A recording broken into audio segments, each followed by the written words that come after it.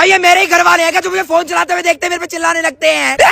फिर से उठा लिया फोन, जब देखो ना फोन में लगा रहता है, कोई काम नहीं किया, फिर से फोन में घुस गया, पूरा दिन फोन में घुसा रहता है। अरे मम्मी अभी तो उठाया था। चिल्ला चिल्ला के बकरा बना देते हैं लोग मेरा। इनको लगता है जो कुछ भी बुरा हो रहा है सब फोन की वजह से हो रहा है। मेरी आंखें खराब है फोन, मेरा सर दुख रहा है फोन, मुझे बुखार हो गया फोन, घर में कलेश हो गया फोन, मेरे नंबर का मारे फोन, और चला फोन, पूरे दिन फोन चलाएगा तो यही होगा। अरे मम्मी जब मैं पढ़ने बैठूंगा तब कोई नहीं आएगा, मैं बैठ के पढ़ूंगा कोई दिखाई नहीं देगा, पर जैसे ही 2 मिनट के फोन उठाऊंगा पूरा खानदान आ जाएगा मेरा। देख देख देख फिर से उठा लिया फोन, पूरा दिन फोन में घुसा रहता है, 5 मिनट के लिए रहा नहीं जाता फोन के बिना। अरे आप भी तो फेसबुक व्हाट्सएप चलाते हो पूरा दिन, मैंने कभी कुछ बोला आपको? जब आप फेसबुक चलाते हो तो आंखें खराब नहीं होती आपकी, जब आप व्हाट्सएप चलाते हो तो सर नहीं दुखता आपका।